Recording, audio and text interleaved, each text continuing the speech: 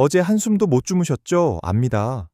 비트코인 1억이 단단한 바닥인 줄 알았는데 그 바닥이 무너지는 데는 그리 오랜 시간이 걸리지 않았으니까요.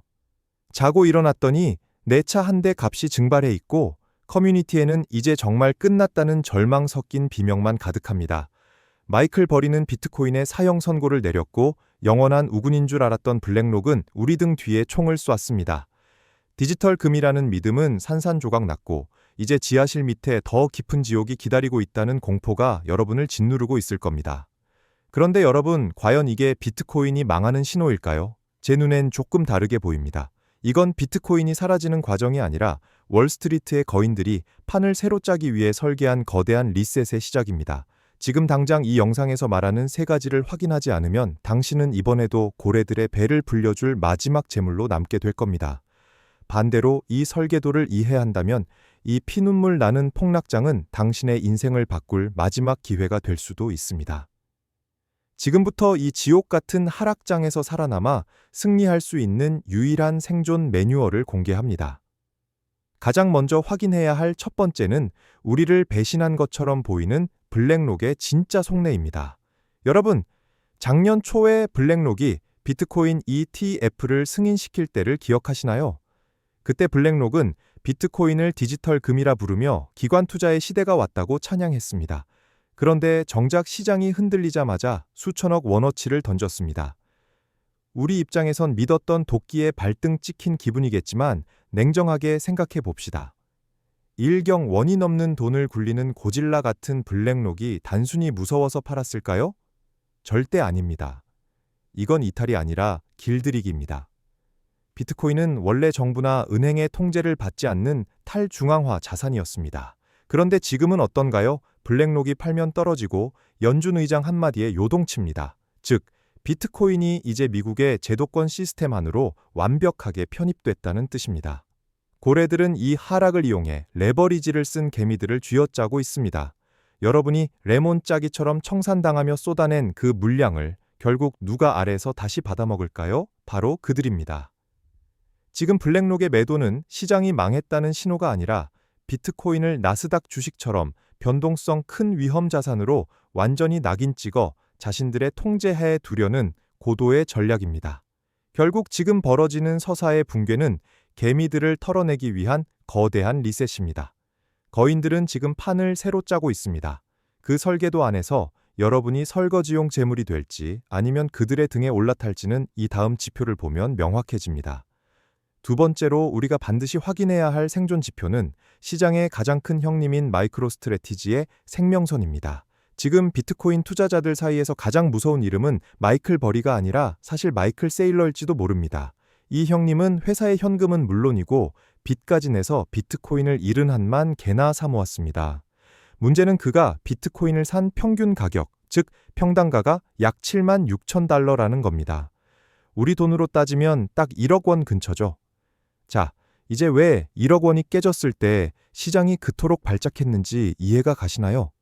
대장의 평단가가 무너졌다는 건 시장 전체에 이제 대장도 물렸다는 공포를 주입하기에 가장 좋은 시나리오거든요. 하지만 더 무서운 숫자는 따로 있습니다. 바로 6만 달러입니다. 비트코인이 6만 달러 밑으로 추락하면 마이크로스트래티지는 단순히 손실을 보는 수준이 아니라 회사의 존립 자체가 위태로워집니다. 빌린 돈에 대한 이자를 줘야 하고 채권자들이 돈을 갚으라고 압박하기 시작하면 그 71만 개의 비트코인이 시장에 쏟아지는 핵폭탄이 될 수 있다는 뜻입니다. 여기에 5만 달러가 깨지면 컴퓨터를 돌려 코인을 캐는 채굴자들마저 항복하고 기계를 끄기 시작합니다.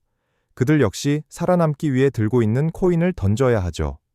제가 이 비극적인 숫자를 말씀드리는 이유는 여러분을 겁주기 위해서가 아닙니다. 지금 이 하락이 어디까지 갈지 모르는 막연한 공포에서 벗어나라는 겁니다.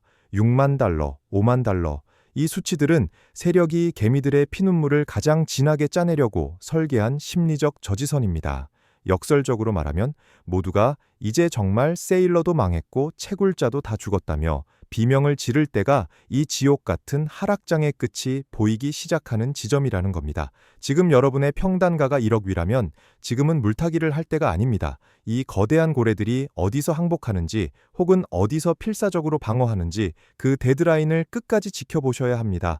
마지막으로 우리가 반드시 지켜야 할 새로운 생존 규칙, 그리고 지금 당장 실행해야 할 대응 전략을 말씀드리겠습니다. 자, 그럼 이제 우리는 어떻게 해야 할까요? 그냥 비트코인이 6만 달러, 5만 달러로 수직 낙하하는 걸 멍하니 지켜보며 기도만 해야 할까요? 아닙니다. 이제 비트코인 투자에는 이전과는 완전히 다른 새로운 규칙이 적용됩니다. 첫 번째, 디지털 금이라는 환상에서 잠시 깨어나야 합니다.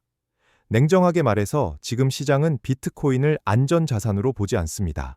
오히려 테슬라나 엔비디아 같은 고위험 기술주 혹은 그보다 훨씬 변동성이 큰 레버리지 상품처럼 취급하고 있죠.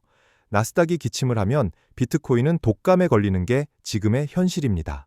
그러니까 이제는 코인 차트만 볼 게 아니라 미국의 고용지표나 금리 향방 같은 것이 경제 데이터를 주식 투자자보다 더 꼼꼼히 체크해야 합니다. 두 번째, 성급한 물타기는 지금 이 순간 가장 치명적인 독약입니다. 1억 원이 깨졌다고 해서 이제 싸다며 전 재산을 던지는 건 떨어지는 칼날을 맨손으로 잡는 것과 같습니다. 적어도 아까 말씀드린 기관들의 손절 물량이 충분히 소화되고 시장의 심리적 마지노선이 단단한 바닥으로 바뀌는 신호가 나올 때까지는 총알을 아끼셔야 합니다. 지금은 공격이 아니라 수비를 할 때입니다. 기억하세요. 관망도 훌륭한 투자 전략입니다. 마지막으로 판이 바뀌고 있다는 사실을 인정합시다. 예전에 비트코인이 동네 아저씨들이 모여 노는 노점상이었다면 이제는 월스트리트라는 거대 쇼핑몰에 입점한 정식 매장입니다. 주인이 월가로 바뀌었으니 규칙도 그들의 방식대로 바뀝니다. 개미들을 털어내는 방식은 훨씬 더 잔인해지겠지만 결국 이 제도권이라는 울타리 안에서 살아남는 놈이 다음 불장의 진짜 주인공이 될 겁니다. 지금 당장 괴롭다고 계좌 앱을 지우고 도망가지 마세요. 오히려 지금이 세력들의 설계도를 가장 가까이서 훔쳐볼 수 있는 최고의 공부 기회입니다. 여러분, 오늘 정말 무거운 이야기를 많이 나눴습니다. 하지만 제가 마지막으로 꼭 드리고 싶은 말씀은 이겁니다. 시장은 결코 죽지 않습니다. 2014년 해킹 사태, 2017년 거품 붕괴, 코로나 폭락, 그리고 불과 몇 년 전 FTX 파산까지. 비트코인은 매번 이제 진짜 끝났다는 사망 선고를 받을 때마다 보란듯이 다시 일어섰습니다. 이번에도 마찬가지일 겁니다. 다만 달라진 게 있다면 이제는 운 좋게 돈을 벌 수 있는 시대가 끝나고 철저하게 거인들의 규칙이 지배하는 판이 되었다는 사실입니다. 이 공포에 질려 시장을 떠나버린다면 당신은 영원히 고래들의 배만 불려준 패자로 남겠지만 이 시련을 견디고 바뀐 규칙을 배우는 사람은 다음 불장에서 상상도 못할 부의 추월차선에 서게 될 겁니다. 지금 당장 계좌에 찍힌 마이너스 숫자에 너무 마음 아파하지 마세요. 그 숫자가 당신의 가치를 결정하지 않습니다. 진짜 실력은 모두가 도망칠 때 끝까지 살아남아 기회를 포착하는 그 본능에서 나옵니다. 오늘 제가 말씀드린 3가지 생존 지표, 블랙록의 의도와 기관의 데드라인, 그리고 새로운 시장의 규칙을 머릿속에 꼭 새기십시오. 혼자 가기 힘들다면 제가 여러분의 든든한 가이드가 되어드리겠습니다. 오늘 영상이 여러분의 불안을 확신으로 바꾸는 데 도움이 되었다면 구독과 좋아요로 응원해주세요. 여러분의 평당하나 지금 솔직한 심정을 댓글로 남겨주시면 저도 하나하나 읽어보며 함께 전략을 고민하겠습니다. 버티는 자가 결국 승리합니다. 우리는 다음 영상에서 더 날카롭고 명확한 분석으로 만나겠습니다. 시청해주셔서 감사합니다.